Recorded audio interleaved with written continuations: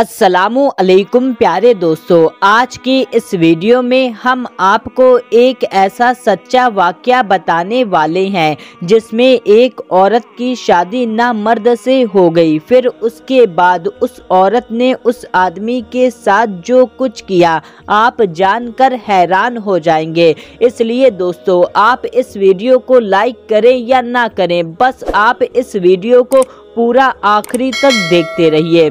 दोस्तों, सच्ची हिकायत और नसीहत की किताब से ये वाक़या आपको बताया जा रहा है। एक साहब कहते हैं, मैं हर जुमे को फजर की नमाज के बाद अपने वालिद की कब्र पर जाया करता था और वहाँ फातिहा ख्वानी किया करता था और उसके बाद मैं वहीं से अपने काम की तरफ निकल जाया करता था। एक रोज़ ऐसा हुआ कि जब मैं जुमे के दिन फजर की नमाज के बाद कब्रिस्तान में अपना पहला कदम रखा तो मैं बहुत हैरान और परेशान हो गया, क्योंकि उस दिन कब्रिस्तान में ऐसी महक आ रही थी, ऐसी खुशबू आ रही थी कि वैसी खुशबू मैंने पहले कभी नहीं महसूस की और ना ही ऐसे महक मैंने पहले कभी महसूस की थी। आज मैंने उस खुशबू को कब्रिस्तान में महसूस किया था। उस खुशबू ने मुझे बेचैन कर दिया, क्योंकि वो खुशबू दुनियावी खुशबू नहीं लग रही थी। खैर, मैंने अपने वालिद साहब की कब्र के पास गया और फातिहा ख्वानी करने लगा। मैंने देखा कि मेरे वालिद साहब के कब्र के चंद फासले पर एक नई कब्र बनी हुई है। उस पर ताज़ा फूल और नई चादर रखी हुई है, जिससे अंदाज़ा लगाना मुश्किल था कि ये कब्र 2 या 3 दिन पहले तैयार की गई है। फिर मैं वापस जाने लगा तो सोचा क्यों ना इस नई कब्र के पास भी दुआ कर दूं। ये सोचकर मैं उस नई कब्र के पास चल पड़ा और उस पर जाकर मगफिरत की दुआ करने लगा। दुआ के दौरान मैंने महसूस किया जो खुशबू मैंने कब्रिस्तान में महसूस की थी वो इसी कब्र से आ रही थी। फिर मैंने उस कब्र की मिट्टी को अपने मुट्ठी में भरा। मिट्टी छूते ही मैं एकदम हैरान हो गया, क्योंकि उस कब्र की मिट्टी बहुत ठंडी थी, जैसे नम हो, लेकिन वो मिट्टी एकदम खुश्क थी, यानी कि सूखी हुई थी। इसलिए मैं इस बात को देखकर बहुत ही ज़्यादा हैरान हुआ। इस कब्र की मिट्टी इतनी ठंडी और इतनी नम है। खैर, मैंने अपनी हैरत को अपने पास रखा और उस मिट्टी को उस कब्र पर डाल दिया और अपने हाथ झाड़ते हुए वहां से चल पड़ा। फिर वहीं से मैं अपनी दुकान पर चला गया और दुकान खोलकर बैठ गया।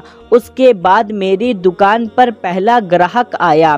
फिर उसने मुझसे जो सामान मांगा मैंने उसे दे दिया। जैसे ही मैंने उसे सामान दिया तो वो कहने लगा, भाई आज खुशबू बड़ी कमाल की लगाए हो। मैंने कहा, कैसी खुशबू? कौन सी खुशबू? मैंने तो कोई खुशबू नहीं लगाई है, मेरे हाथों पर मिट्टी लगी है, देखो। ये सुनकर मेरा ग्राहक कहने लगा, क्यों मजाक कर रहे हो? आपने बहुत अच्छी खुशबू लगाई है और ऐसी खुशबू मैंने पहले कभी नहीं सूंघी है। इतना कहकर वो वहाँ से चला गया।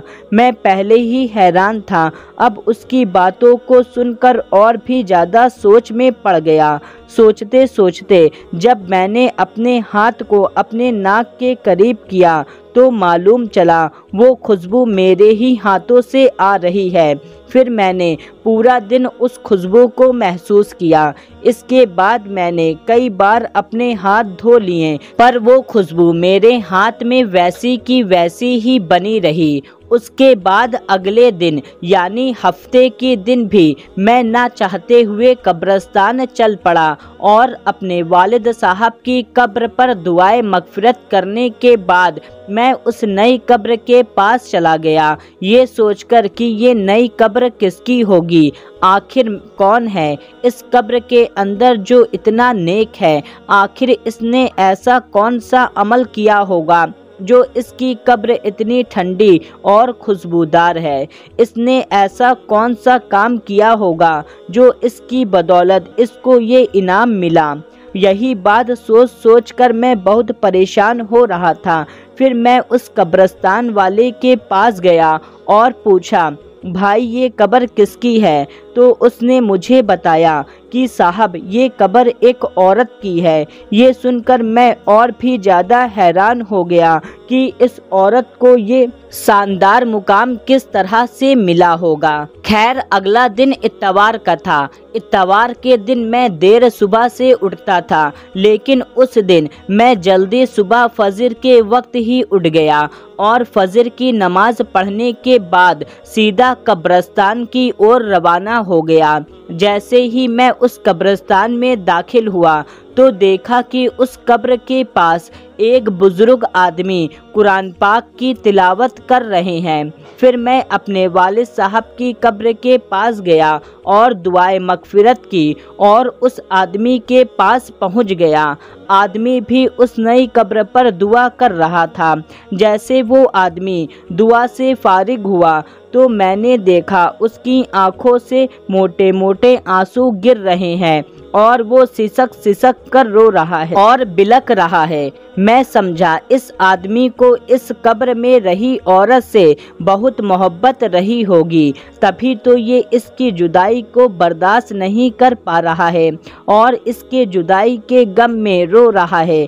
मैंने देखा वो आदमी दुआ से फारिग होकर वहाँ से जाने लगा। जैसे ही वो वहाँ से जाने लगा मैंने उसको आवाज़ लगाई कि जनाब एक बात सुनिए, बस थोड़ी देर के लिए आप मेरी बात सुन लें।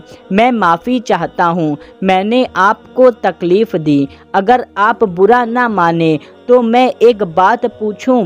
तो वो बुजुर्ग कहने लगे, इसमें बुरा मानने वाली कौन सी बात है, पूछिए ना, आप क्या पूछना चाहते हैं? मैंने कहा जी शुक्रिया आपका। आप अभी जिस कब्र पर दुआ मांग रहे थे ये कब्र किसकी है? अगर आप मुनासिब समझे तो बता दीजिए। तो वो बुजुर्ग कहने लगे, जी ये आप क्यों पूछ रहे हैं? तो मैंने कहा कि जी इस कब्र से आने वाली खुशबू ने मुझे बेचैन कर दिया है। इस कब्र से ऐसी खुशबू आ रही है, ऐसी खुशबू मैंने कभी नहीं महसूस की। मुझे ये खुशबू इस दुनिया की नहीं लगती। मैं आपसे ये जानना चाहता हूँ कि साहिबे कब्र ने ऐसा कौन सा अमाल किया है जिसकी वजह से इन्हें ये मुकाम मिला है। इनकी कब्र बहुत ठंडी और खुशबूदार है। तो ये सुनकर उस बुजुर्ग ने ठंडी आह भरी और कहने लगा, कब्र ठंडी और खुशबूदार क्यों ना होती, इसने अल्लाह को इस तरह राजी ही किया है। ये सुनकर मैं कहने लगा, जी मैं यही तो जानना चाहता हूँ कि इसने ऐसा कौन सा अमल किया है, ऐसा कौन सा काम किया है जिससे इसे ऐसा इनाम मिला है। फिर वो बुजुर्ग कहने लगा, जी ये मेरी बीवी की कब्र है। 30 साल का हमारा साथ रहा। मैं 4 बहनों का एक लौता भाई हूँ। मेरी बहनों और मेरी माँ को मेरा सेहरा देखने का बहुत ज़्यादा शौक था।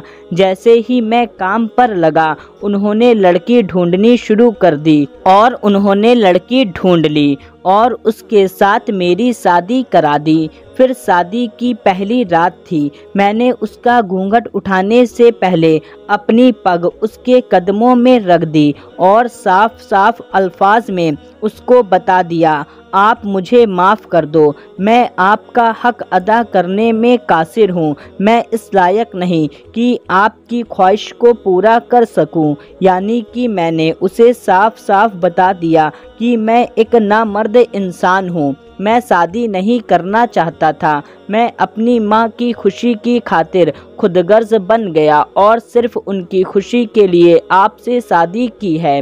अब अगर आप चाहें तो मुझे छोड़कर जा सकती हैं। ये सुनकर मेरी बीवी ने मेरी पग उठाई और मेरे सर पर वापस रख दी और कहा, आप जैसे भी हो मेरे शौहर हो, मेरा नसीब हो, मुझे अब आपके साथ ही रहना है। उस दिन से इस अल्लाह की नेक बंदी ने मेरे साथ 30 साल गुजार दिए। मेरे घर वालों की हर कड़वी बातों को बर्दाश्त किया, बाज होने के ताने सुने, लेकिन मेरा पर्दा रखा। अल्लाह ताला कैसे इस कब्र को खुशबूदार और ठंडा ना करता, जिसने इस दुनिया में इतनी पाक और साफ जिंदगी गुजारी हो। इतना कहते हुए वो बुजुर्ग जारो कतार रोने लगे और कहने लगे, इस औरत ने 30 साल तक सब्र किया है और सबसे बड़ी बात यह है कि इसने मेरा पर्दा रखा है, इसलिए अल्लाह ताला ने अपने जन्नत के एक बागों में से इसे एक बाग अता किया है। तो दोस्तों, देखा आपने अल्लाह ताला अपने नेक बंदों के साथ कैसा करता है। तो दोस्तों, ये वाकया आपको कैसा लगा है, आप कमेंट करके हमको ज़रूर बताएं। मिलते हैं तब तक के लिए, अल्लाह हाफिज।